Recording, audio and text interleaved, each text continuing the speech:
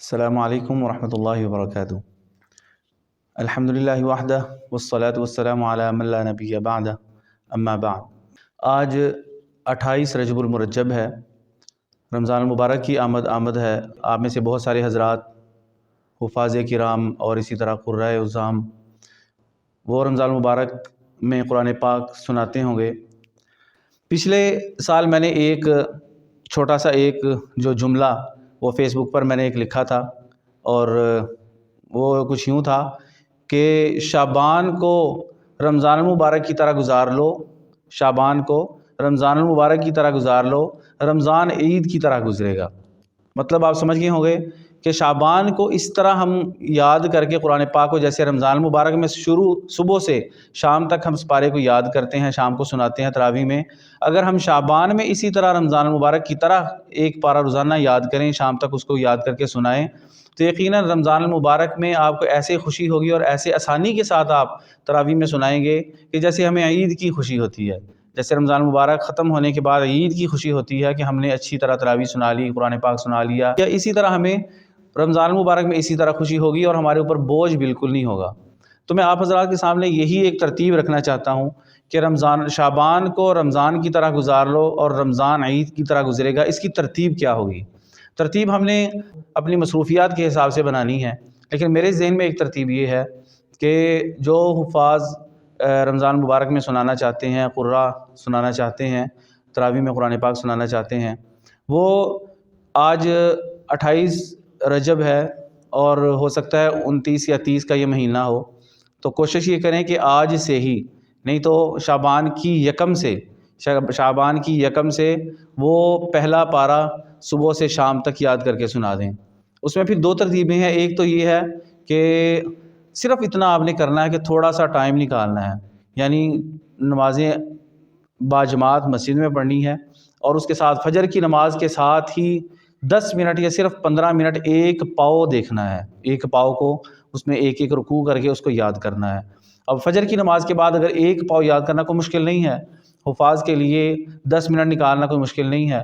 हमारे ज़िंदगी के जो मामूलात हैं, काम है, वो तो चलते ही रहेंगे। इंशाल्लाह इस तरतीब के साथ आपका कोई मामूल भी डिस्टर्ब नहीं होगा, उसमें आपको मुश्किल भी नहीं होगी। फजर के बाद फ़ौरन एक पाव जो है वो उसको याद कर लें और उसको ज़ुबानी पढ़ लें। इसी तरह ज़ोहर की नमाज के फ़ौरन बाद 10 मिनट निकाल लें, दूसरा पाव पढ़ लें। उसी तरह असर की नमाज के बाद तीसरा पाव, मगरिब की नमाज के बाद चौथा पाव और ईशा की नमाज के बाद सारे को फेरा कह के किसी को सुना दें।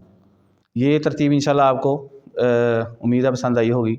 अगर ये तरतीब आपको मुश्किल लगे और आपकी कुछ और मसरूफ़ियात हों, कारोबारी मसरूफ़ियात हैं, स्कूल और कॉलेजेस की मसरूफ़ियात हैं, दीगर कोई आप किसी काम में मशगूल हैं, तो आप ऐसा कर सकते हैं कि ईशा से पहले, मगरिब के बाद ईशा से पहले आप एक पारा उसको एक एक रुकू करके देखें और पूरे पारे को याद करके ईशा के बाद सुना दें। अब असल तरतीब की तरफ आते हैं कि हमने सुनाना कैसे है। देखिए, हम इरादा तो करते हैं कि मैं अपने दोस्त को, अपने भाई को, अपने किसी को कह दूँगा पारा सुन ले, तो वो हमारी तरतीब दरमियान में ही रह जाती है। हम कहते हैं आज तो रह गया, कल से इंशाल्लाह मैं ज़रूर सुनाऊँगा, कल से इंशाल्लाह मैं ज़रूर सुनाऊँगा, करते करते करते फिर रमज़ान आ जाता है।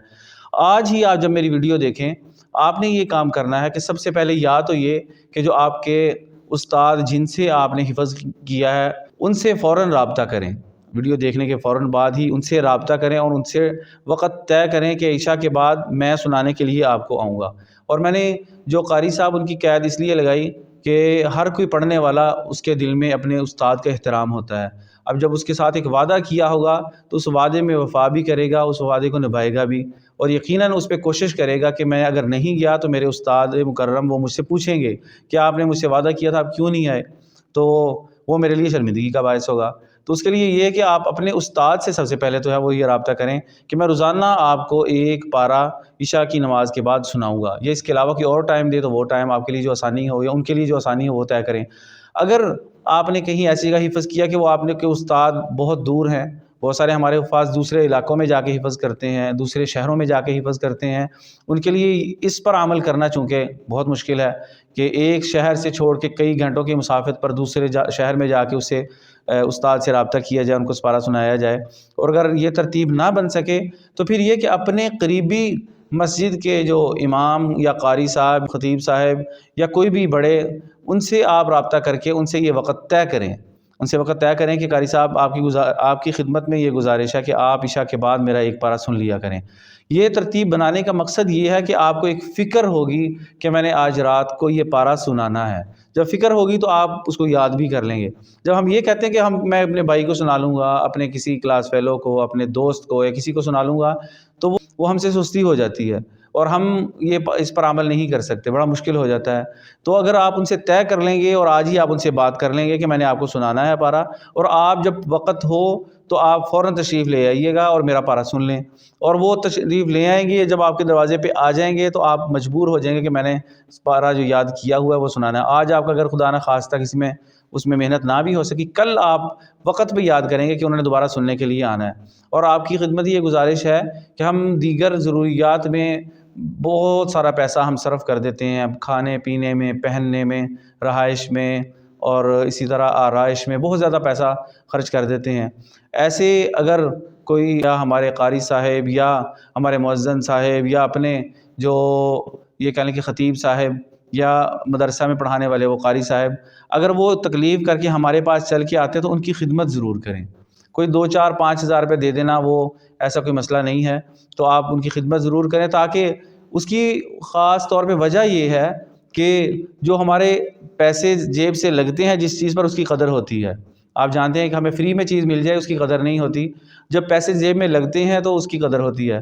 جب آپ کو یہ ہوگا کہ میں نے ان کو کچھ نہ کچھ دینا ہے تو آپ اس کی پابندی بھی کریں گے، اور جب پابندی کریں گے تو تب ہی آپ کا یہ جو ہے وہ آسانی کے ساتھ، سہولت کے ساتھ پورا رمضان المبارک تک پورا شعبان آپ کا قیمتی بن جائے گا، اور یہ شعبان ایسے آپ گزاریں گے جیسے رمضان المبارک ہے۔ جب آپ کا پورا یہ شعبان رمضان کی طرح گزر گیا تو جو ہی رمضان شروع ہوگا تو انشاءاللہ ثم انشاءاللہ آپ کے لیے اتنی آسانی ہوگی کہ آپ کو لگے کہ اب عید شروع ہو گئی ہے، آپ کے لیے آسانی ہو جائے گی۔ اور اللہ تعالیٰ سے یہ دعا بھی ہے کہ اللہ تعالیٰ ہمیں صحیح طور پر شعبان المعظم کی قدر کی توفیق عطا فرمائے، اور اسی طرح رمضان المبارک میں تراویح صحیح طور پر سنانے کی توفیق عطا فرمائے۔ اللہ تعالیٰ ہمارا سب کا پڑھنا سننا اپنی بارگاہ عالیہ میں قبول منظور فرمائے۔